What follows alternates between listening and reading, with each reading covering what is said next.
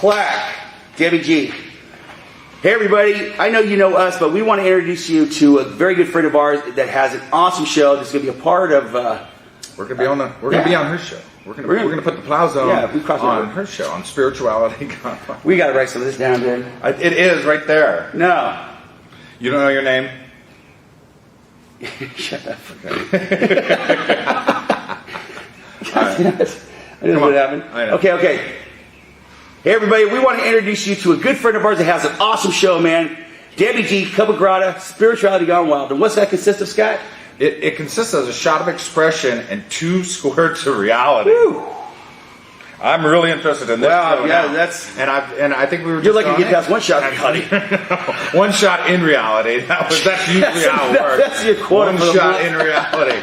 And you can spark that G vibe too, you know. That's a whole nother ball game right there. That's Debbie G. Now she has a great show. It's called Cup of Grata, and it is a great show. She brings on guests. She brings in mediums. She brings together influencers, unfiltered, raw, organic discussions through celestial medias, just like mediums. Mediums. She brings in media. Celestial media. She brings in. So ET's got his own little media group now. Double agents. But no, Debbie G. She has a great show where we're encouraging you guys to check it out. The Plow Zone. It's part of the Plow Zone family. You know it is. That's why we have her. That's right. There. We met her Debbie down in Garcia. Nam. Yes, Debbie. Met her in Nam. We just clipped because her battery was dead on her phone. Mine was dead on my phone. And you guys started talking after that? Yeah, we fought over the same outlet, and then we started talking. That's right. Because she's going to spark your G vibe. She did, yeah. Spark the G vibe. That socket. She sparked the G vibe. Check out her show, Cup of Grata. The Plow Zone Radio Show is going to be on there very soon. All right, take 3. Hey, Debbie G has Cup of Grata. It's Spirituality Gone Wild. It's a shot of expression and 2 shots of reality. She brings together influencers, unfiltered, raw, organic discussions through celestial mediums. And she has mediums. She has mediums on the show. Yeah, and now she's part of us with media. That's right. Yeah. And we're going to do a little shout out to her because we love her, and we thank you for inviting us on your show. You're going to be on our show. You're going to come into the studio, and we'll bring you on. Get a hold of Spirituality Gone Wild and spark that G vibe. Cup of Grata with Debbie G. That was a good one. I'm so Good morning. Welcome to Spirituality Gone Wild. That was Scott and Scott, Plow Zone radio show, which if you missed the special premiere from Sunday, you need to go back and catch that because it was all about the Outlaws. And yeah, I am talking about the band. That's why you want to go back and check it out. So I want to thank them too for getting together and having so much fun making I'm not sure what we want to call that, if that's a promo video or if that's just Scott and Scott being Scott and Scott. But this morning I am back with you, and my special squirt of the day is one of my favorite squirts of the day, and that is Katrina Vallencort. And I love having her on, but today I love it especially because we're going to have another special guest who's going to be popping in, and that is her absolutely delightful husband. Now, we're going to be talking about relationships and also how do you go from being single like I have been for 5 years, and how do you go from this into a dynamic, beautiful, fulfilled relationship it takes work still, but it's a different kind of work, and we're going to find out all those answers right now. Welcome, Katrina. Hey, welcome, Debbie. Good morning. So good to see you. Good morning, sunshine. So I'm excited to announce that Katrina has her brand new show starting next Tuesday. Is it next Tuesday? It is next Tuesday, yes. Okay, next Tuesday. See if I cannot blow that. So next Tuesday at 10 a.m. and Ignite Compassion is what it's about. Why don't you tell them a little bit more about what this is about, and actually a little blurb too about who you are, just in case that somebody has missed that at this point. Sure. So I am a mother, I'm an artist, and I am a compassionate communication enthusiast. I've been doing this work for 14 years, studying and teaching. It's never-ending learning. You know, anything where you want to be on the path of master, it's never-ending learning. I've been blessed to lead workshops for organizations such as the Pachamama Alliance and the Patrick McCullum Foundation for Peace, Earth Guardians, as well as leading workshops at various festivals and expos. And then, of course, smaller workshops in churches and different communities. My work is really about helping people access the wisdom that is in their own heart, in their own body, spirit, soul.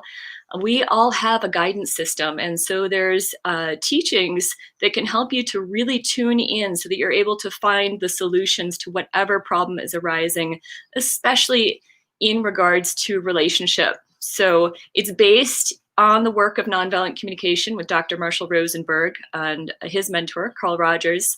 And then there are other pieces I weave in as well, some aspects of positive psychology and some other tools that I bring to the table. And when you really get these skills down, you will not ever be manipulated, dominated, or controlled by another person. It doesn't matter what they do. You'll be so solid in yourself that it will be impossible for people to really manipulate you. And on top of that, you'll lose any interest in doing that with other people. It really teaches you how to live from the heart, fully, freely, and in your integrity. So I love this work. It's made such a huge difference in my life, and it's such a joy to bring it to others. I'm going to agree with you 100%. I can't help but smile when you talk about manipulating, because I remember, okay, so I've never been too easily manipulated, but I was manipulative.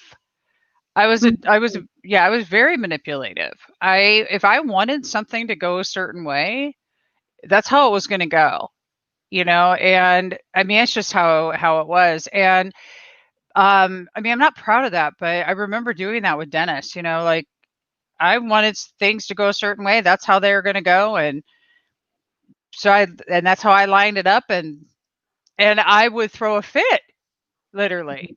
I mean, have you ever thrown I threw a fit, like. I think most people have thrown some pretty serious fits from time to time. And, I just really appreciate the vulnerability and authenticity with which you can acknowledge, like, yes, I used manipulation to get what I wanted. Yeah, I did. It's humble for you to say that. It's showing that you're committed to your growth and awakening, that you're self-reflective, and that you're really looking to see, how can I live from my truth and compassion, and how can I get my needs met without the strategy of manipulation. So I really honor that. I want to thank you for that. I mean, thank you for hearing me. I mentioned it because, just as you're saying it, it's just so important for me and my path to acknowledge some of those moments where that was me, rather than pointing at somebody else, So that's how come I see it. But now I look at today. Now, how today I know how to communicate what it is that I'm looking for, what it is that I need, what the desired result I'd like, rather than being afraid of saying, this is what I'm trying to achieve here. I was so afraid of rejection. So when I was in so much fear of being rejected, not accepted, not wanted, not loved, then I stepped into the oldest daughter, and I have all sisters. So I learned how to do this early on. I remember talking my sisters in, and this is just insane, but talking them into eating mud pie because it was good for them. Right. Oh my God, I think they still hate me today for it. But anyway, the point is that I could have been a politician. I mean, seriously. But how easy it is for someone to convince another that they deem as, in my case, that would have been the weaker because they were younger. How odd it is to look and see how that this cycle has transpired over time, and how important it is that the work that you're doing is today. It's more important today, I think it's always been important, but right now in these times, it's vital. The way you teach it, Katrina, especially, okay, because as far as I'm concerned, what you've done is you took the work of all of these experts, you became an expert, and then up the ante, man. You just went, okay, so that's great. And I love that, but I think we can make it even better. And this is the tale of the true leader and the true teacher, is when you do learn, but as you continue to learn and grow, that you see that there's always room for expansion and there's always ways to make things better. So let's talk about how that you've made it better by talking about the Love Smart cards. And then I want to dive into relationship and actually your relationship with your husband, and talk about that for us single people out there who are just clueless. Thank you. Goodness. So the Love Smart cards, as I said, is based in the work of nonviolent communication and Dr. Marshall Rosenberg. So I want to just give you a snapshot of that. There's a visual tool I've created that you can download on my website, which is scrolling at the bottom of the screen right now.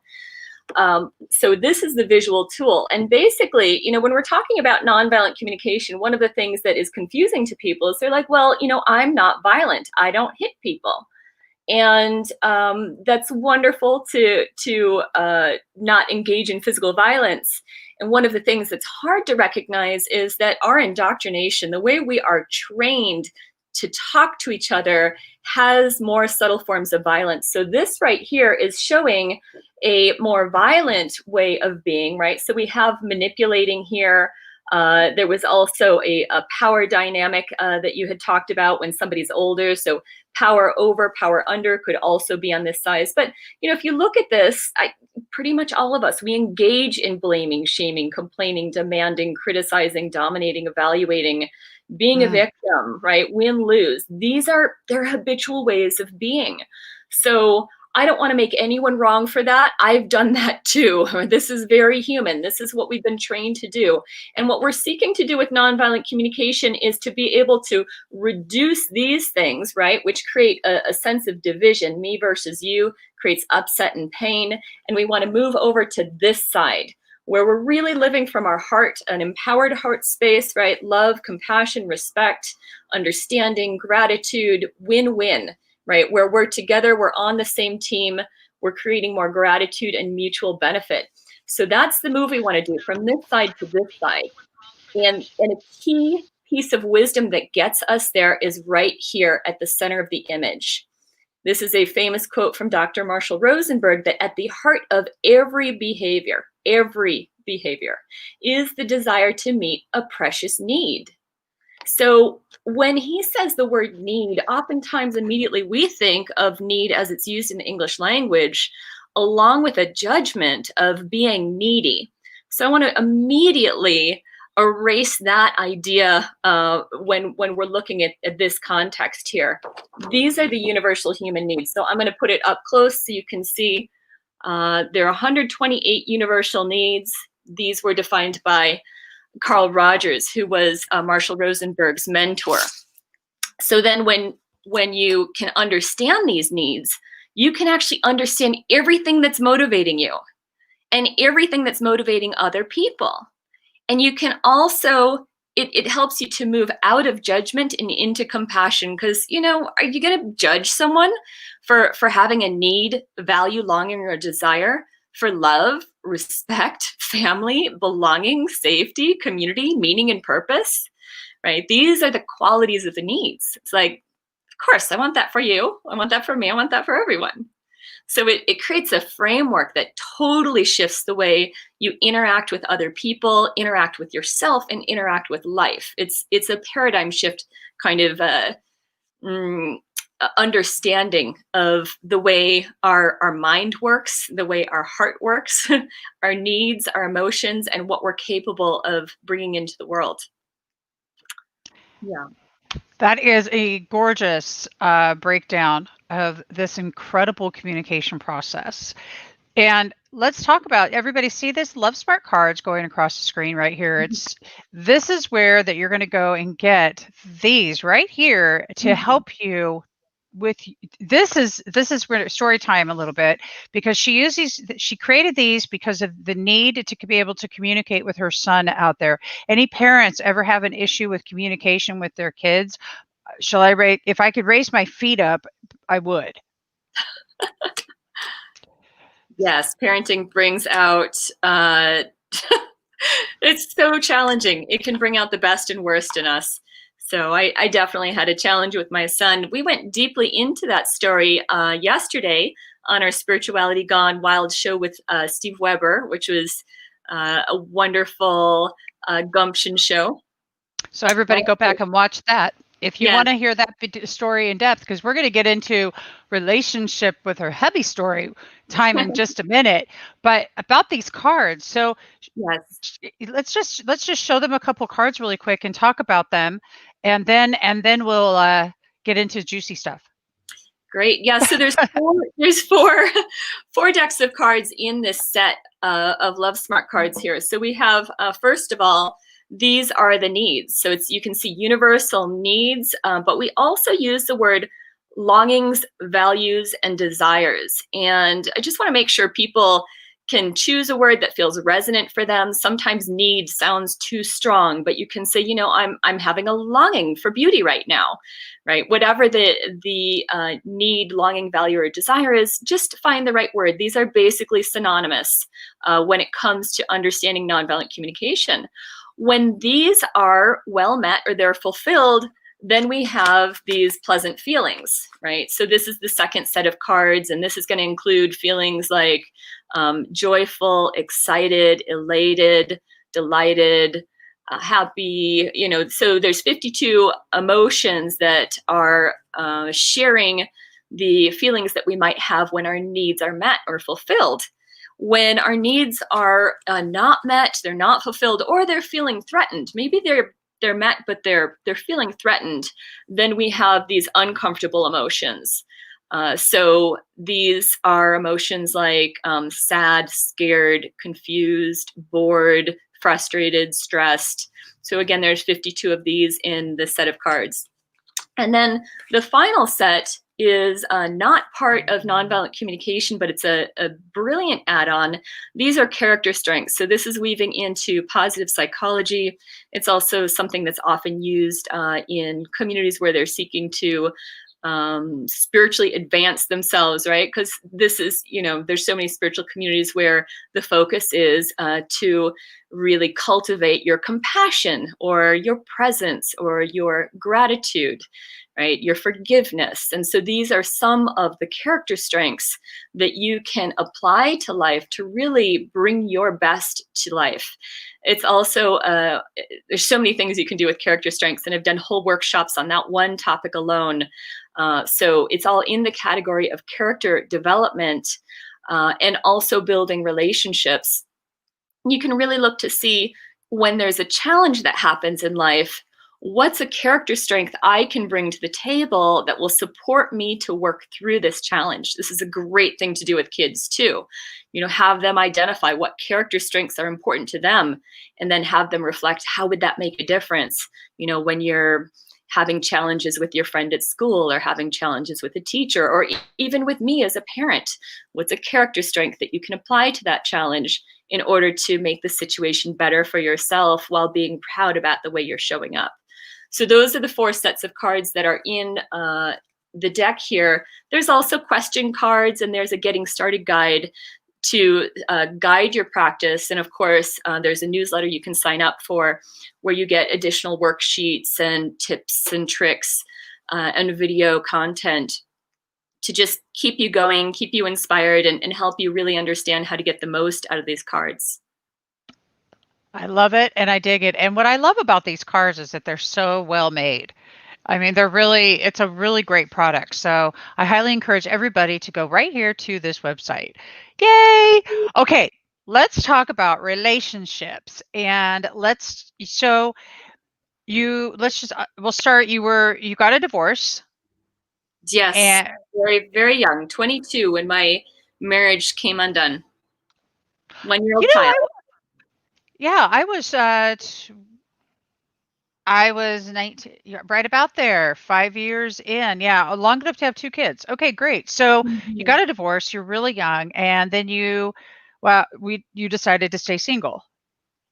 Yeah, being young and totally heartbroken, I just couldn't imagine meeting somebody who had the ability to enjoy dating me Well, I was honestly in the beginning crying a lot. I never planned on getting a divorce. My parents had gotten divorced when I was a child. I thought that was the worst thing ever, that they had made a mistake, Mm. and so I swore to myself I would never do that. So to be a young mom and actually be going through a divorce was just earth shattering for me. I just couldn't imagine I completely agree. anyone dating me. It was like, dating a single mom, that's so hard. My priority was to my son, right? My priority Mhm. wasn't to going out and having fun dating. It was to take care of my son and to try and rebuild myself after that collapse. Yeah. Yeah, you know how that is, don't you, Debbie? I actually really do.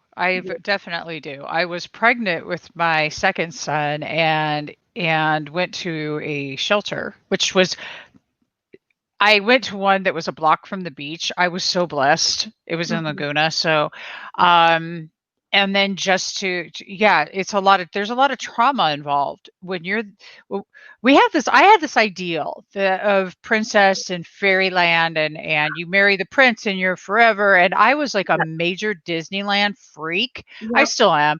And I still love to watch the princesses with my granddaughter, and that was life to me. And so there is just a lot of trauma when our young little hearts get so shattered because this idea we were in love with, like, I was in love with the fantasy of what this was supposed to look like, and I Absolutely. was devastated when it didn't happen. And then to have abuse on top of it, you know, it was an interesting dynamic. Mhm. But yeah, you're at that point. So I wound up a couple years later in an even more toxic relationship where you stayed single, didn't you? For a bit?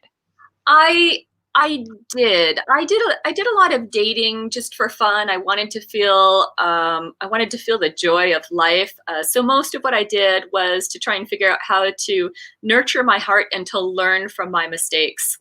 And dating did help me learn a lot about communication, to learn about the differences between the masculine and the feminine, and also to learn about my sexuality. I had definitely repressed my sexuality in my marriage. I had a lot of strangely Catholic kind of shame, guilt, shame thoughts about Mhm. sexuality, which is so strange because I was raised without religion. It's not like I had a Catholic upbringing, but uh, Really? really, no, no, Okay, see, I had the full-blown hardcore religion that thing going, yeah. somehow I picked it up anyway. I think there's some indoctrination again. It's in the Yeah. culture, and especially because young boys are not given training as to how to love, honor, and worship in their erotic expression. Right, most of their training is from pornography, and so it really creates this perfect storm where, because we don't have the erotic training, and we have this idea of Prince Charming, like there's there isn't really, they don't tell you how happily ever after works. So there's a bit of a perfect storm that happens when you connect with somebody and their education is not about sex as being something deeply sacred. It's not about the opportunity for love, devotion, worship, and profound sensuality, creating sacred space. That can be a deep bond in a relationship. So there's a lot of there's a big learning curve to do, and there's this whole area of knowledge, which is the part that you don't know that you don't know. And so, what I Yeah. knew was that my erotic relationship with my husband was not working, that I had come to a place where I thought that maybe sex was only for procreation because I was so uninspired that way. And Okay. it wasn't until after the divorce that I realized how much that was impacting my marriage, that was one of the things that I needed to understand and to heal so that a future relationship could work, because most people just aren't interested in being celibate in a relationship.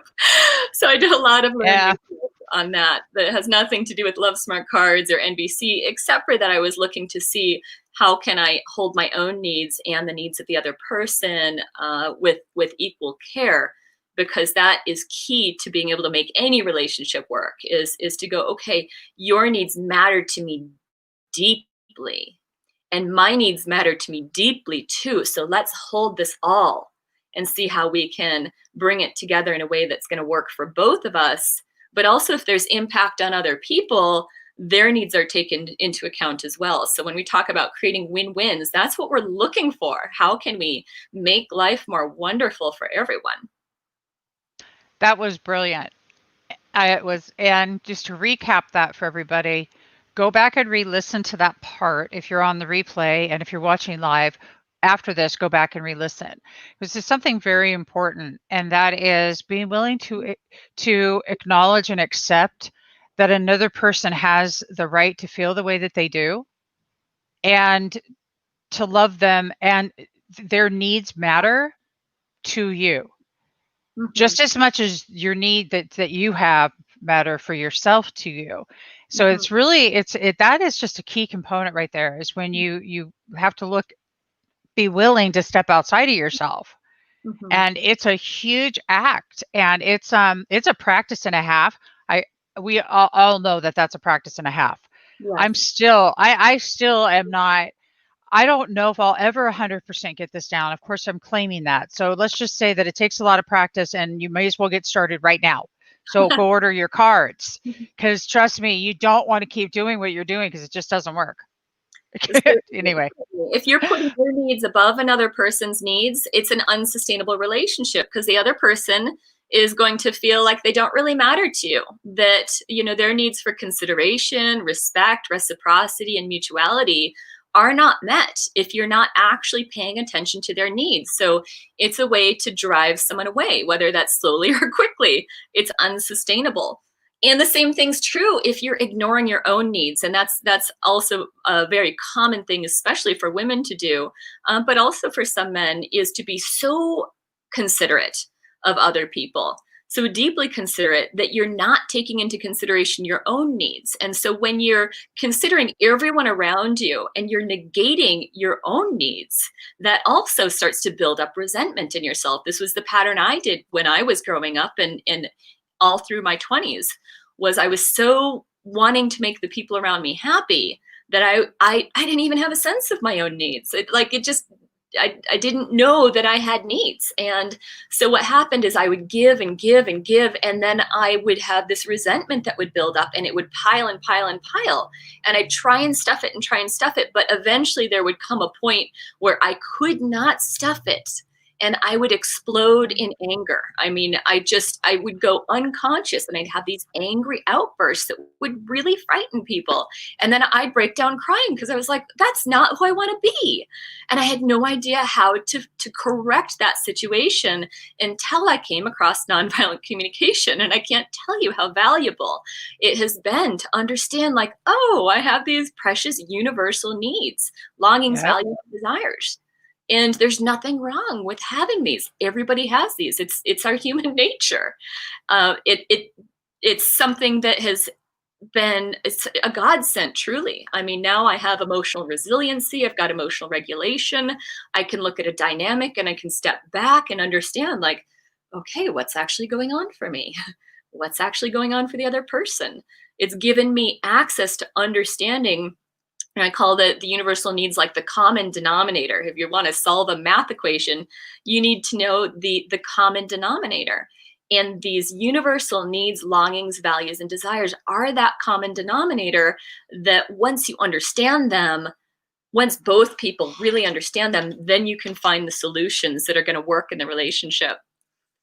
I hear my beloved Stephen is just about to come out, so I wanted to... Perfect timing. Yay! Hey. Hi, my love. Beautiful. How are you? Good. I don't know quite how we're going to do this with let me just kneel next to you. All right. Yeah. So welcome, Stephen. Hi. Hello. Yeah, we can scoot this back. Hello. Welcome to Cup of Grata, and good morning. You are now a co-squirt as well. So now we're going to have 3 squirts of reality and story time. And the story time we're going to hear all about, I want to hear, we know that we were just talking to Katrina about how she went through her trials, tribulations, and all of those things. Mm-hmm. And she worked on herself, and then you two met. But let's talk about, how did you two meet, and how did this relationship happen? Because I love a good love story. So do we. Yeah. Yeah. One thing I want to say, because you talked about that fairy tale and how, we had this idea of a fairy tale and both of us were just crushed. So part of my being single is I gave up on the fairy tale. And even as I say that, like, I can feel the tears. I gave up on it and I became much more superficial in terms of how far I was willing to go with my heart. I just wasn't willing to invest myself in a way where I could risk getting hurt. So there was a lot of dating, but there was like, I really wasn't taking a relationship seriously. I was more like, I'm on my path. I'm going to just marry myself. And I buried that fairy tale way down under. And I think that's really important when talking about Stephen's role in my life. And he definitely knows why. Yeah, that was something that I heard very early on, that she had this vision that had been dashed of, being the white picket fence and all of that bit. And the 2 kids and a dog and the fence. Right. After. And while I couldn't do anything about the 2 kids, we haven't done anything about the dog yet. But the rest we can address. Yes. And I took it on. It's important to me that that my queen feel adored and worshipped and honored, and that dream is very much alive. One of the things that one of my tenets of life is everything's possible. And so I tried to bring that to this relationship and help instill that belief and confidence. One of the things that we created early on in our relationship were 3 words: imagine, believe, and create, as one of our kind of hallmarks of life. That we're free to imagine, we're free to believe, and we have all of the tools we need to create. So, yeah.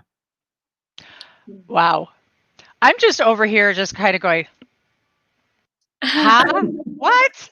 Because I'm still over where you were, Katrina, where you just take and you just say, I'm just going to be a strong, independent woman. Right. Do it all. It's wonderful. I need no one. To have self-love and to have sovereignty and confidence. Super important to have all of that. And I know that served me in my relationship with Stephen. We're 2 strong people coming together in a relationship. And what really is remarkable about Stephen for me is his level of consideration and care.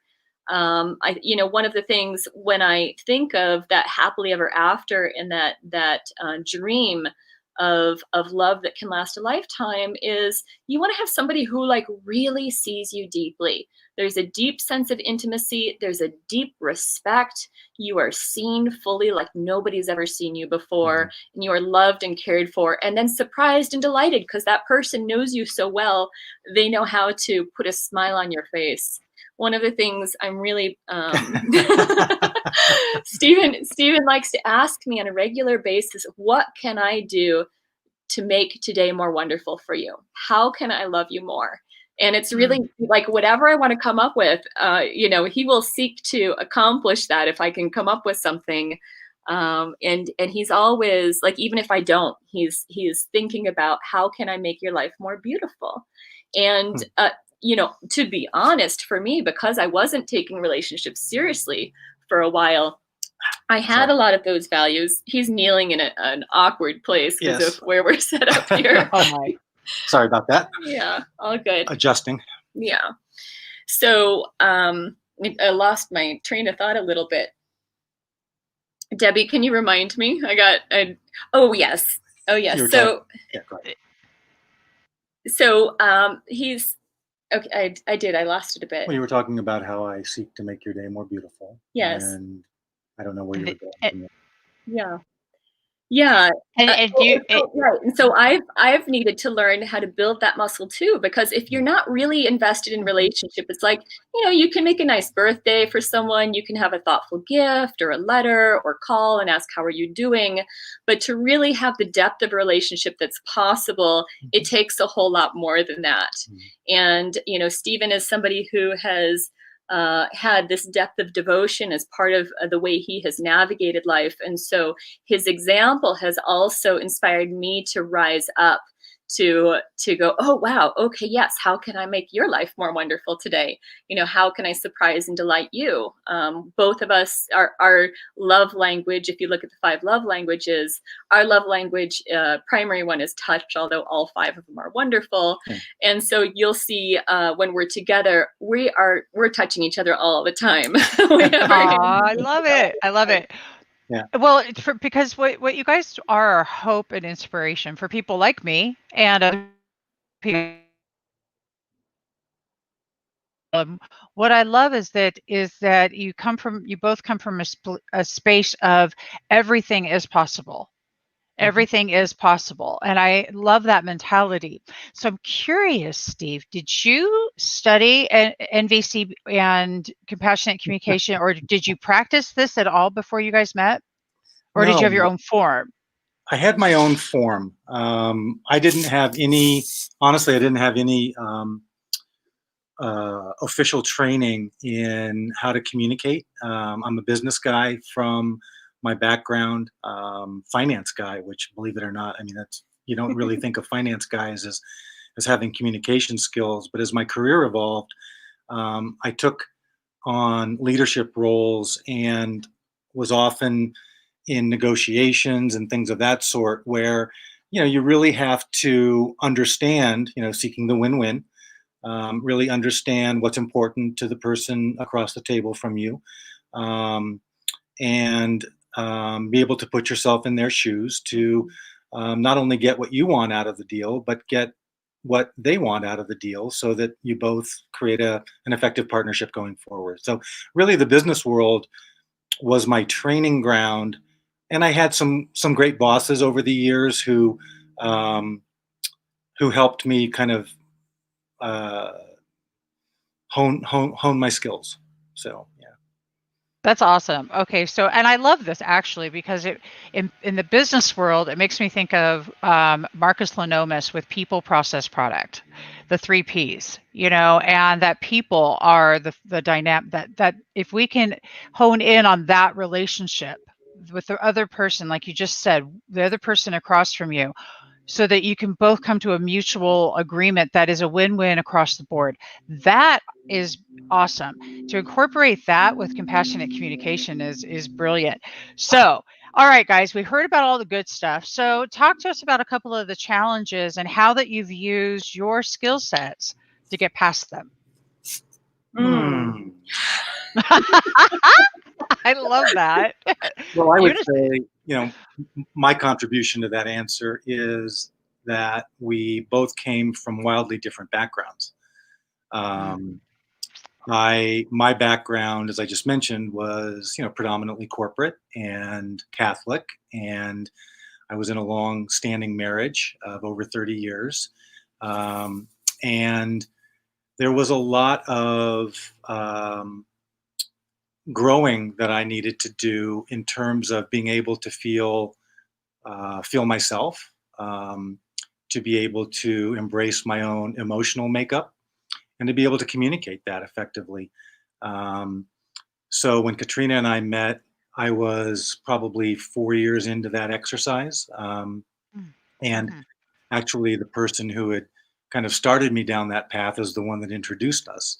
To go back to your initial question of how did we meet, a mutual friend connected us, thought that we would be potentially magical together, and she was right. Yeah, so, but Katrina came from a world that was very foreign to me, and I'm sure I came from a world that she thought was something that she would never connect with. And it's been a challenge for us to continually move to the center, if you will, so that we meet each other. Without giving ourselves up. Yeah, That's the challenge, is to move towards each other in a way that maintains your full integrity. Mm-hmm. Yep. Wow. Okay, so that's a tough one right there. It is. Okay, yeah, really. I'm just in awe over this because as you're saying this, I'm imagining what that looks like, and I'm seeing, you know, I'm seeing the two different sides, but there's so much beauty in this because it really shows. It's just what I get, this feeling of oneness. I just get this feeling of this togetherness that it's just through all space and time, and all the current stuff. That's just this right now, but that heart connection's so intense. It's that magnet, it just, and I love that. That's just so brilliant. I love you. this, you guys. You guys are awesome. We feel that too. Yes. And I would say that what made that transition easier is I had a lot of desire to expand my life in the direction that Katrina was already living. So if I was standing firmly in my Catholic and corporate belief system and was intransigent in that, this never would have worked. In fact, what I personally wanted with my life and the growth edge that I was seeking was to experience life more the way Katrina was and is. And I'm blessed that she was patient with me in my growth edges, because it wasn't always easy. To say the least. Yeah, to say the least. Right. There was a lot of stretching and a lot of going over the edge and saying, "Ouch, that hurt," and or "What do I do here? I'm scared." That sort of thing. And yeah, so I'm greatly. I have a lot of gratitude for Katrina's support of my growth edges and kind of helping me on the path. That is awesome. You guys are definitely, it's just a huge inspiration. And for me, I mean, seriously. And because what I'm hearing you say is that you guys went through, even though you were going through these growths and these stretches, but you guys are just like that magnet. It just doesn't matter. I mean, Stretch Armstrong, and you just let go and it goes right back together. But that's certainly, it certainly can be very challenging at times. We came from very different backgrounds, as Stephen said. I was raised with religion. In fact, I was raised with the idea that Catholicism was controlling people, as were corporations. And so I had a lot of beliefs that I had to say, okay, let me let go of that and be open to seeing the beauty in Catholicism. Not judging that, but also not thinking that Stephen fits any of the pre-existing ideas I have about somebody who's raised Catholic. Let me see Stephen for who he is. Yeah. Let me not put all the pre-existing ideas I have about what corporate C-suite people are like. Let me see Stephen. Let me see his heart. And it's really challenging to be able to separate your beliefs from the actuality. And so that's one of the skills that I needed to bring into place. And we've taken out the Love Smart cards when there's a challenge and we're just really on different wavelengths, right? There's times when it's like you're talking to each other, but you're totally missing each other. You keep trying and it doesn't work. And there's isolation and frustration.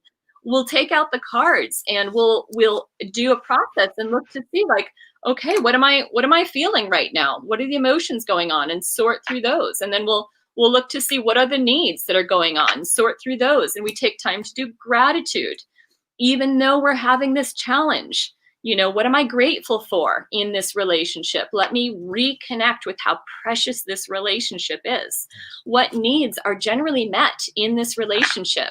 So you do that gratitude process. What character strengths do I want to acknowledge Stephen for? And what character strengths do I want to bring to the table in this challenge? That's the primary process that I have people do with the cards. It's a deep dive. I have a video on YouTube where my business partner, Linda, walks thoroughly Linda and I walked thoroughly through this deep dive. When Steve and I spread out the cards and then we do a show and tell, that's most often that's the thing that can have us reconnect. We can understand each other in a different, like, oh, that's what's going on for you. And sometimes he's busy and I'll do the process for myself, and then I'll do the process a second time imagining I'm him. And that also can build a bridge of understanding. So he doesn't even have to do the card process. If I do it again for myself and imagine what I might do if I were him, I can't tell you how many times I've broken down crying and going, oh my goodness, I can't believe I didn't see that until now. Right? Cards have helped me Wow. understand some of the challenges that you've needed to go through to be in a relationship with me, and given me a whole lot more appreciation for the challenge it can Well, be. I'm wondering if just as, because I'm on I've been on in both your worlds. I mean, I was brought up with my mom's Christian, my dad was Catholic, and it's all corporate. And now I'm woo-woo as heck. So I'm over here going, you're right. So I get both. But when I think of Stephen, I think to myself, how his vulnerability, the ability to express his vulnerability, because a lot of men could be watching this or listening. And the one thing that it is sexier to be vulnerable than it is to not be. But for men, it's a definite turn of events. And how would you say that that's ability to be vulnerable is increased? Wow.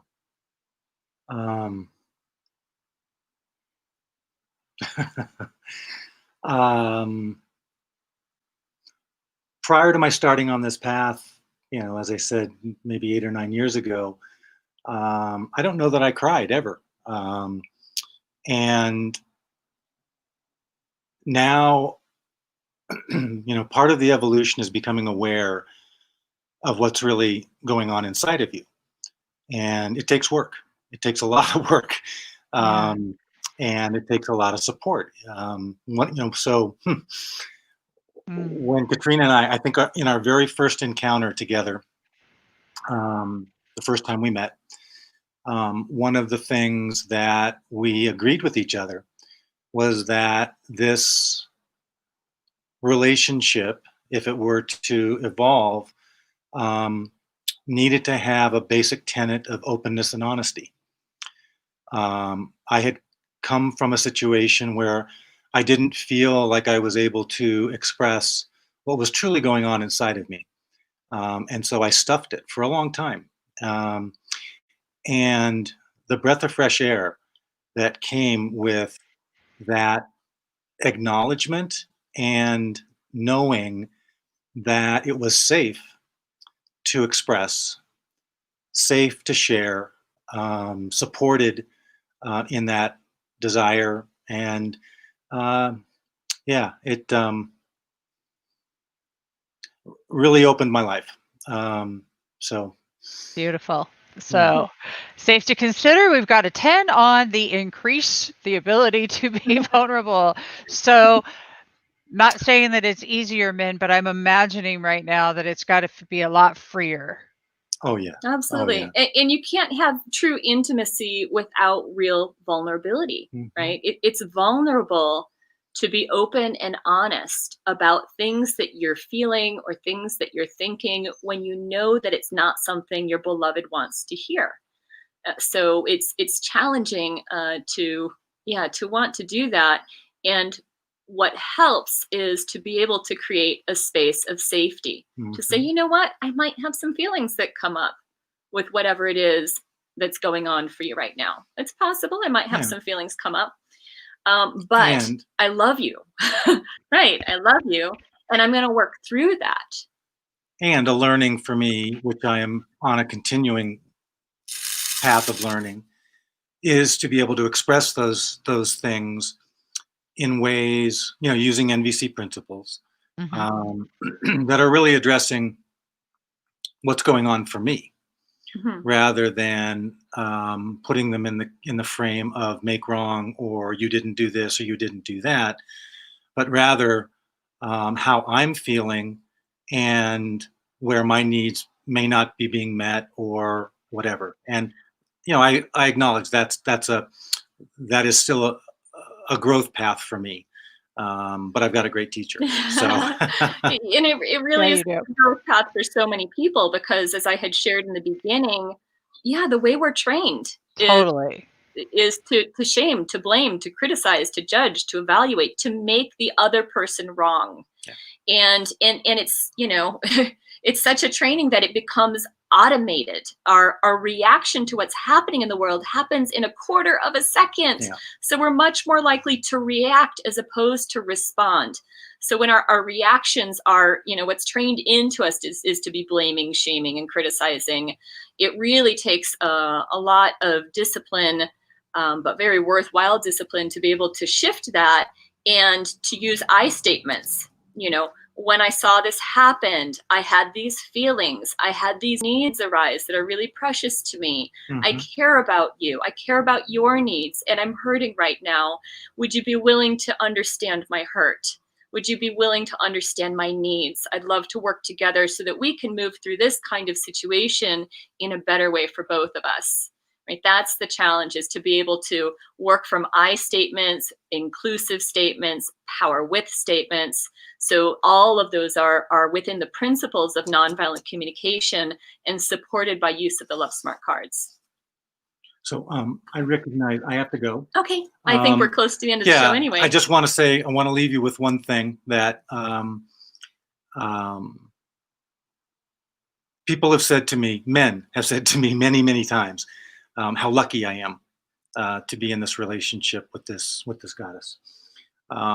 And what was my original answer and has become my standard answer is yes, I was very lucky to be introduced to her. And after that, it's been work. It's been a lot of hard work. Work that I embrace, work that I love, work that sometimes is hard, but relationships like this require work. They do. And it's worth it. And it's worth it. Yes. So I'll leave you with that. Thank you, Debbie. You completely rock. You are so cool. Thank you so much. It's work, but it's worth it, guys. So don't forget that. And that was so cool. I want to acknowledge our beautiful, gorgeous audience. Hi, everybody. Hi, Saf, if you're still on. Hi, Wendy. Lisa says, this is beautiful. Thank you for sharing this. You're so welcome, Lisa. I'm stoked too, because it's just real, and Katrina, that's what I love about doing this right here, is to reach out there, and those people that need to see that it is possible, and you bring that hope and light to others. And it's just a miraculous thing. Let's talk about your show that's going to be coming up next Tuesday.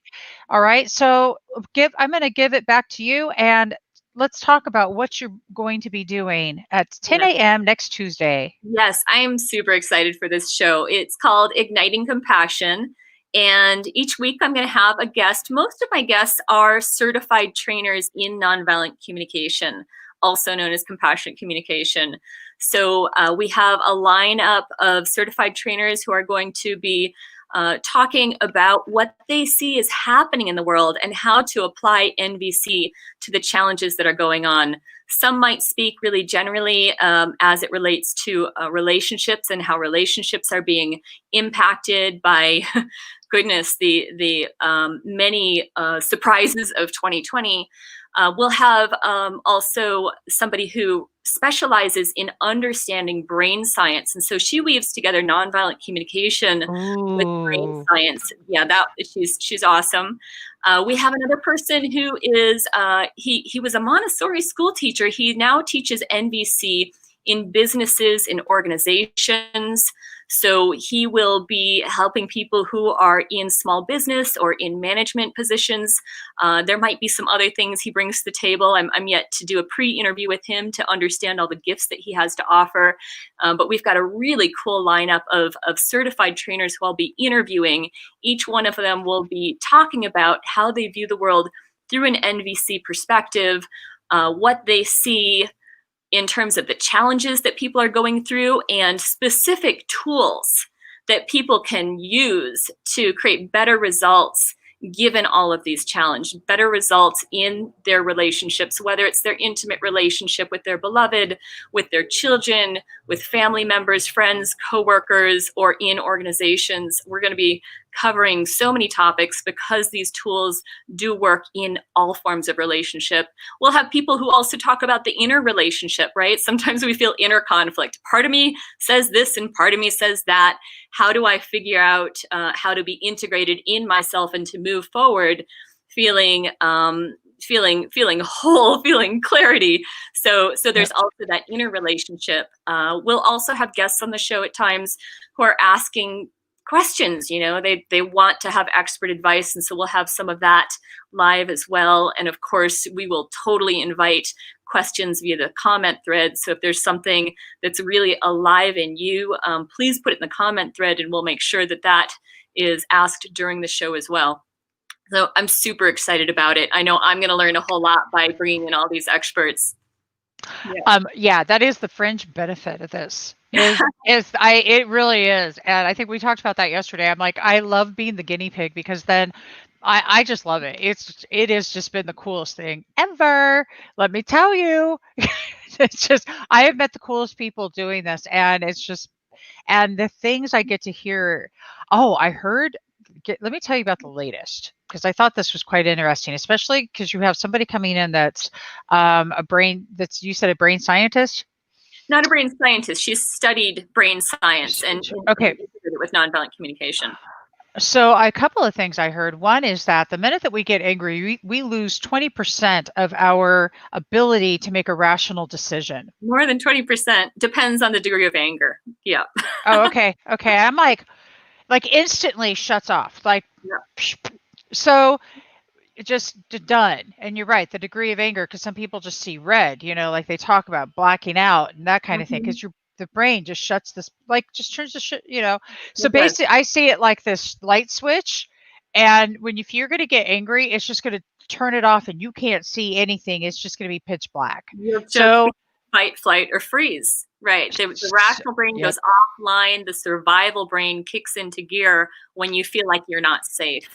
So it's super important to understand that and to have tools to recognize when you're in that state so that you can calm down your nervous system and get your rational mind back in gear. So that completely. You can be rational in a conversation. Absolutely. Agree. And that's why we need these cards, guys. You see lovesmartcards.com right here. And that's what's going to help you to get into the practice. You see, because it's a practice, and you're going to practice and you're going to practice. And then you're going to practice more, and you're going to think, and then you're going to think, I got it. Yeah, baby. And then life's going to present something that you're going to realize, oh shit, I still need to practice. Oh my God. So it's a never ending journey. And that's the beautiful part of it. It's like the never ending story, I mean, we get to just continually design our life from a space of joy and love. And the biggest thing that I've heard out of both you and Steve today was a lot of words of gratitude. And we're going to finish the show up here. It is 9:00, but who are you grateful for is normally what I ask the question of everybody. And so who are you grateful for? Oh, goodness. I have to choose one. I know. It's a tough one. Yeah. I think in the moment I'm going to choose my son. And I'm going to choose my son because he has just his presence in my life. Not only is it profoundly amazing to have such a deep connection in a mother-son relationship, but his presence has absolutely been the stimulus for all of my personal growth. I think, as a mother, when you have a child, it rocks your world, right? Anything where you think that you're the center of the world, all of a sudden someone else is the center, and you got to really grow up quickly in order to become a great parent. And that impetus of my son, my desire to be the best mother, to try and heal our family after a horrible divorce, to be able to repair with my ex-husband so that he and I now have a really sweet friendship after years of crazy challenges. I just can't imagine that I would be where I'm at right now if it weren't for having this amazing child who is just inspires me to no end to be my best self. So many people I could give gratitude to, and that's where it is in this moment. I love that completely. And I resonate with that 100%. And I'm sure that everybody else does too, if you're a parent out there, and even if you're not, you know. So I'm going to encourage you again to think of who are you grateful for as you go throughout your day, to remember to have a day filled with positive momentum. Look for the gratitude moments. Look for what's good, not for what isn't. And peace out. We'll catch you on the flip.